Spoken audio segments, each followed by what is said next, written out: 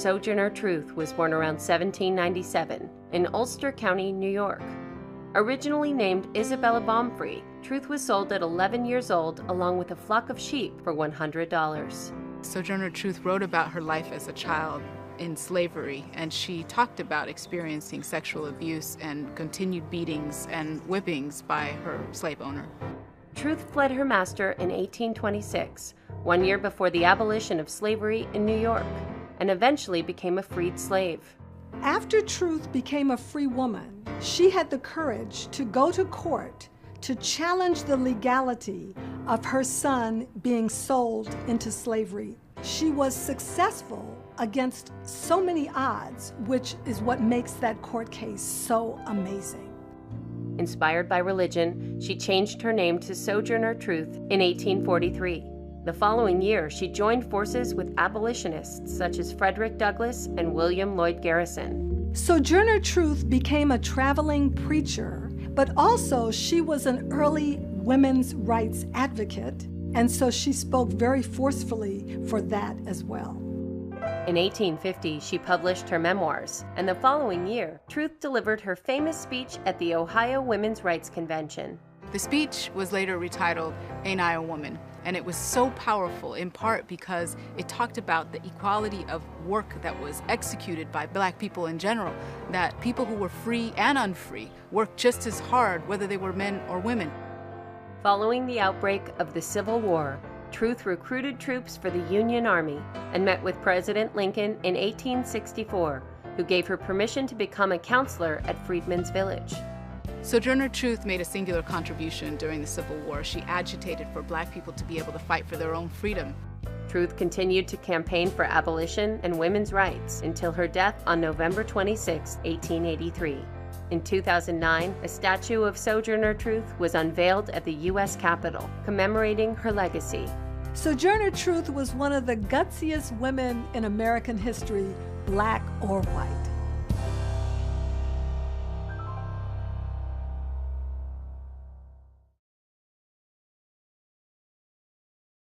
The Seneca Falls Convention. The 1848 Seneca Falls Convention was the very first women's rights convention in the United States, kicking off a decades-long struggle for gender equality. Here, we'll tell the story of the Seneca Falls Convention and its lasting legacy, a story that started with a Tea Party. But we'll get into all that in just a minute. First, we have to understand the traditional 19th century gender roles. Men dominated the public sphere by working, voting, or participating in politics, while women stayed home to cook, clean, and raise children. There were restrictions in many states on women voting, owning property, and having control of their own income. One woman who advocated for women's rights in the 19th century was Elizabeth Cady Stanton, a homemaker in Seneca Falls, New York. Born into a progressive family, Stanton grew up highly educated and enjoyed an active social and political life before settling down with a family. But Stanton felt stifled as just a wife and mother to 7 children, longing for a life outside the home. She soon found it in a local group of Quaker women who embraced equality, community, and activism. They invited her to a small social gathering, a tea party, which included a Quaker activist named Lucretia Mott. Mott and Stanton had met years before at an anti-slavery convention in London, but they were denied entry due to their gender. It was during the Tea Party that Stanton lamented the injustice of a woman's unequal status in society. Her words resonated with the others, so the women decided to hold a gathering that would call attention to the social, civil, and religious rights of women, the first of its kind in the United States. It became known as the Seneca Falls Convention, taking place on July 19th and 20th, 1848, with over 300 people in attendance. Like Stanton and Mott, many in attendance were also active in the anti-slavery movement, including Frederick Douglass, a former slave and abolitionist who was one of the few men and the only African American to attend. At the convention, they read the Declaration of Sentiments, a document drafted by Stanton and modeled after the Declaration of Independence, declaring, "We hold these truths to be self-evident, that all men and women are created equal." The sentiments outlined the civil and political rights denied to American women, which included education, property ownership, child custody in the event of a divorce, and most importantly, the right to vote. On the second day of the convention, 12 resolutions were passed and signed by 68 women and 32 men. The Seneca Falls Convention was the first time that American women demanded a change, and it caused quite a stir around the country. Many newspapers mocked them with unflattering political cartoons, while columns ridiculed the convention as dull and uninteresting or insane and ludicrous. One writer declared equal rights for women to be a monstrous injury to all mankind. The wave of negative press was too humiliating for some of the participants to handle, particularly those who had signed the Declaration of Sentiments. Several went as far as withdrawing their names from the document and joining the opposition. But public shaming didn't stop the movement. The impact and promise of the Seneca Falls Convention was undeniable. Women like Elizabeth Cady Stanton felt a renewed sense of purpose and threw themselves headlong into the fight for equal rights. A month later, a second, larger convention was held in Rochester, with the Declaration of Sentiments gaining 107 additional signatures. The Seneca Falls Convention would signal the birth of the women's rights movement. One particular resolution in the Declaration of Sentiments would evolve into a full-fledged crusade, the demand for women's suffrage. Decades of political organizing, marches, and protests would ultimately result in the 1920 passage of the 19th Amendment, which guaranteed women the right to vote, something that couldn't have happened without the Seneca Falls Convention.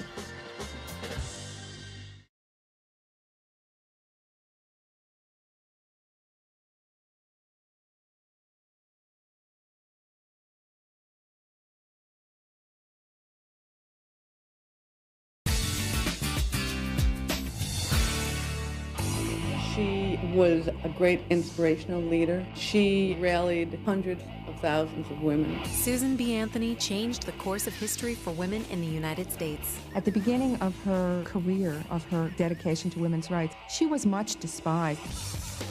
Her arrest for voting in the 1872 presidential election and eventual trial paved the way for women's political rights. One of the things she brought to the women's movement was a tremendous faith.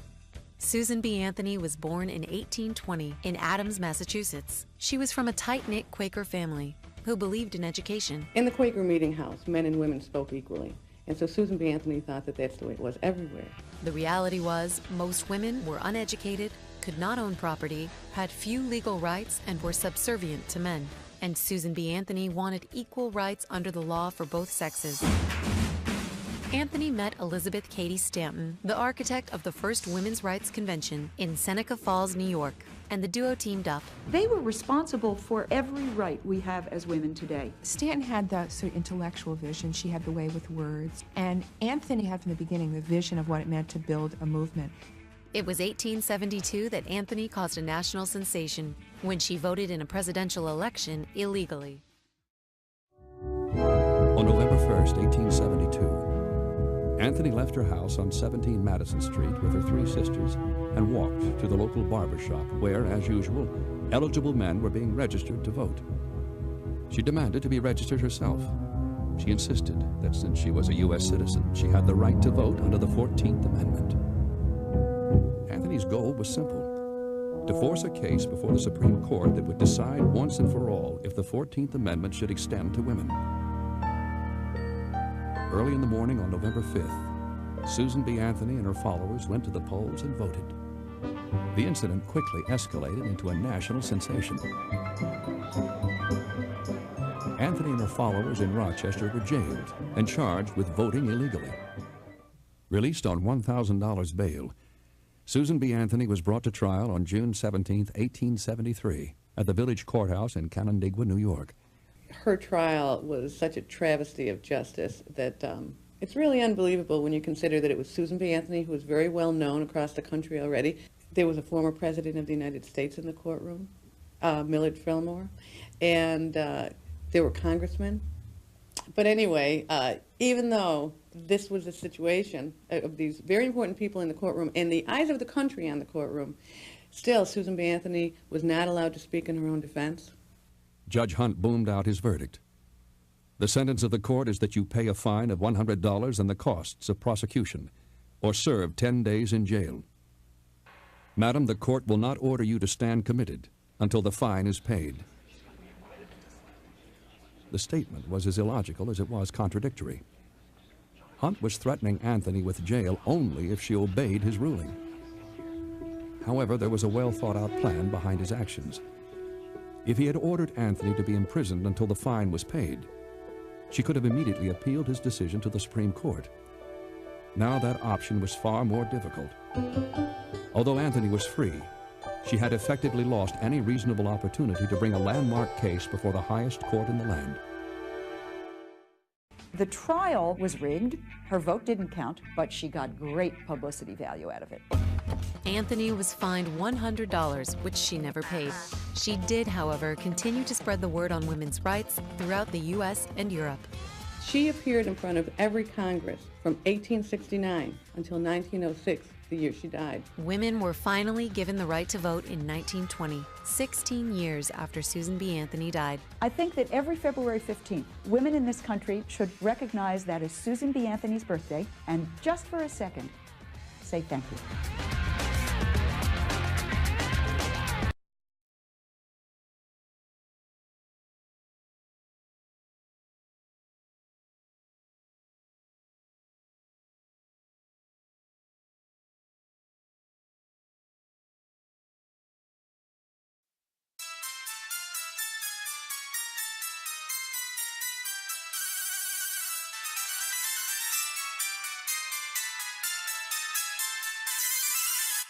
Oh,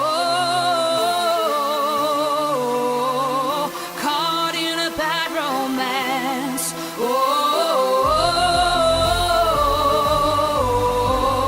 Caught in a bad romance. Whoa, won't I stop? Ooh la la, till we have suffrage. Whoa, won't I stop? Ooh la la, till we have suffrage. It's gotten ugly, they passed the 15. Still women have no right, no guarantee to liberty. Child health, wealth, or property. Hey. We'll raise our banner across this land, 'cause franchise isn't just the right of a man you never saw. Yeah, to never saw. You know we don't want to take freedoms from you, just want our rights and nothing less. We cry for freedom, oh, hear our voice and see we're equal to all men. We the whole people, not just male citizens, form this most perfect union.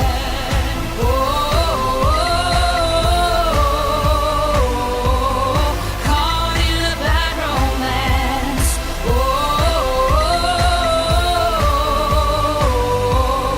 Caught in a bad romance. Won't I stop?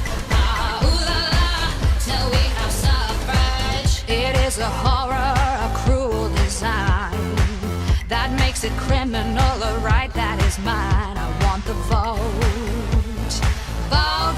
Vote, I want to vote. Well, I think you're psycho, I think that it's sick. I'm queen of my home, raise my babies, that's it. Don't need to vote. No, she don't want to vote. The rights of citizens shall not be denied or abridged by the United States on account of sex. We cry for freedom, oh, hear our voice and see we're equal to all men. We the whole people, not just male citizens, form this most perfect union.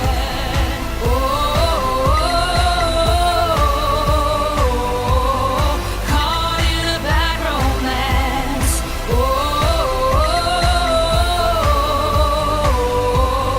Caught in a bad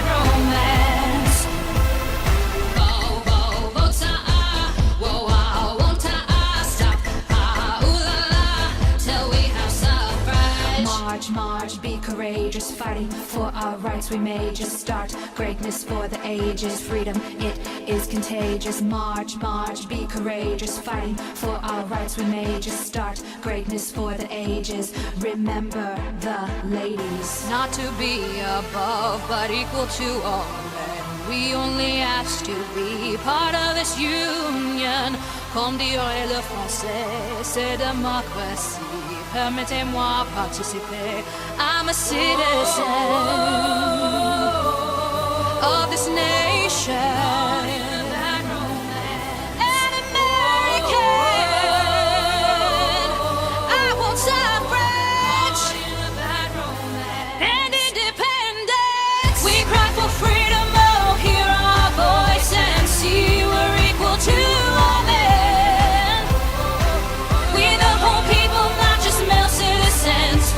Most perfect union. I wanna wear pants. Caught in a bad romance. I want my suffrage and independence. Caught in a bad romance. Vota, whoa, won't stop. Ha, ooh la la. Now we have suffrage.